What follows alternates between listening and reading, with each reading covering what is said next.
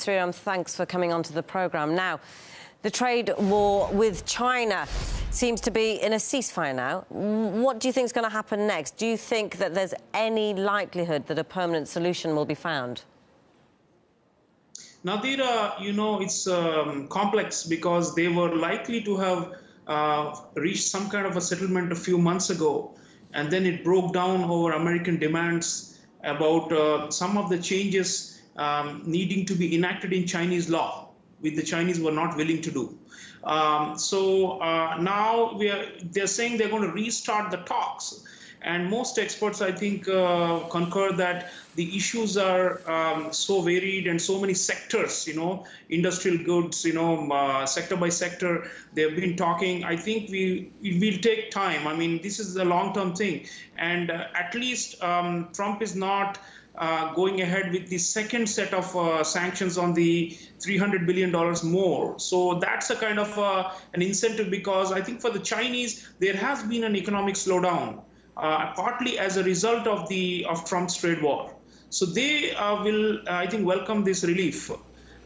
And as far as the U.S. side goes, politically, there are states in the U.S. that have been hit by Chinese retaliation, especially agriculture exporting states in the U.S., where Trump has a voter base. So as the U.S. moves towards the next presidential election season, Trump may also have an incentive to finally bury the hatchet and sign a deal. But I think it will be a few months down the line, if not next year.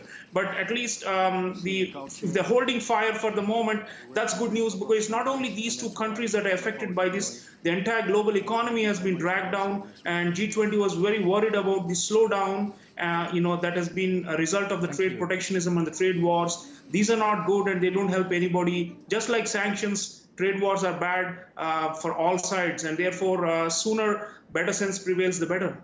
Yeah, I mean, Sreeram, you've brought up many points here. And yes, the global economy have been very worried. But if you say that there's a restart of talks, first they have to get rid of animosity, surely, because they have been issuing tit-for-tat tariffs. China hasn't backed down. You say it's going to take a while for things to change. What happens in the meantime? Yeah, so the initial tariffs remain in place, and the steel excess capacity of China has been brought up at the G20, and the US will continue to block Chinese steel and aluminium and other products. So that remains in place, and that will continue to affect the Chinese economy adversely. But I think the Chinese are looking to diversify and export elsewhere, which will have its own implications for other developing countries that are worried about being flooded by Chinese imports as a result of the loss of the US market, the diversion of these products. So I think overall, the issue remains tense, and I think for Trump, it's a political issue, as I said, and he's looking at his voter base and looking at the reactions.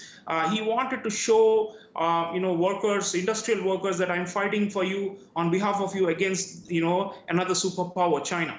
But the question is, how long should the fight drag on, and how long will both sides be able to sustain losses? So China had made some concessions, Nadira, in the past.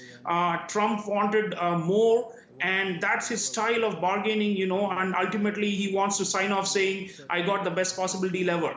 So he's looking for a win. Even North Korea is looking for a win, and I believe the Chinese are helping behind the scenes for that. So I think the truce should hold at least for some time, and one would expect that ultimately they will settle, because it is in the Chinese interest also not to let this escalate beyond a point, because that will hurt their GDP growth rates and their own political stability. Yeah, OK. Well, we'll move on, Sreeram, to some of the other meetings that we saw there. President Vladimir Putin, he met with the UK Prime Minister. It was very obvious, if you just saw the photo call there, that relations aren't at their best. Do you think, though, that the fact that they met is a signal that the relationship will thaw or not? We've heard some very strong rhetoric from the UK, haven't we? Nadira, Theresa May is a lame duck prime minister. She's on the way out, and it's the last few days in office. So I think it's good for continuity that the heads of government and state of the two countries met, but actually it will be up to Theresa May's successor. If Boris Johnson becomes the prime minister, maybe relations could improve, because Johnson is a kind of a nationalist who may be on a similar wavelength with President Putin on some issues. The joke is that Boris Johnson is like Donald Trump with better hair. So you never know. I think that's disputable, isn't it, Sreeram? and I do need to point out that he may not become prime minister as well. Yeah, so I think the Europeans, I think, will need to rethink the relationship with Russia, and I would have liked to see actually, a thaw between Angela Merkel and President Putin, because now with Britain leaving, really the onus is on the rest of the EU members to rethink their ties with Russia.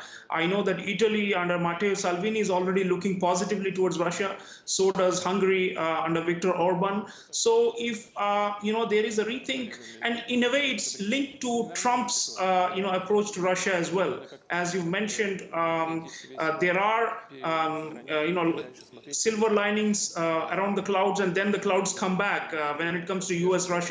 But if US-Russia progresses, then I think the Europeans will also slowly fall in line, and it will weaken the so-called opposition to President Putin that the EU has been trying to mobilize. So overall, I think we should look at better relations. Transatlantic relations are not so good themselves, and better relations between Europe and Russia into the future.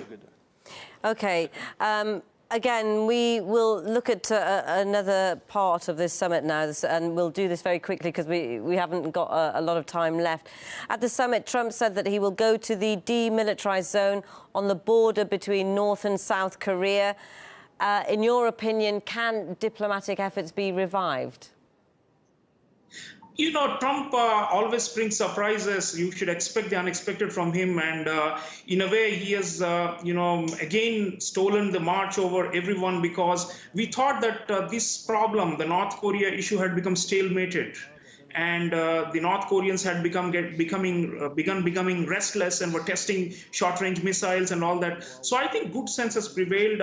Trump says it was totally spontaneous and that he just thought about it and tweeted about it. But I think the meeting, if it happens on DMZ, is symbolic. It's important because DMZ, American presidents used to visit the DMZ as a show of solidarity for their treaty ally South Korea, and to show that we will defend South Korea against North Korea. That used to be the case with Bill Clinton or George W. Bush or even Obama. They used to happen, the DMZ visits, during times of high tension with North Korea. But now we are in a different phase where actually the two presidents, the two leaders, Trump and Kim, are exchanging letters and are still putting out feelers to resolve the long-standing problems. So if they meet on the DMZ, it sends a message. Personal diplomacy may not always work. We have seen the Hanoi summit fail, the previous summit between the two leaders. But hey, look at the positive sides. 3 summits between the leaders of United States and North Korea in quick succession means that at least the diplomatic trust at the highest level continues to remain. And we should cheer for it, because we don't want war and we don't want instability in East Asia. OK, we'll leave it there. World Affairs analyst Sreeram Chaulia, thanks for coming onto the programme and sharing your thoughts. Thank you.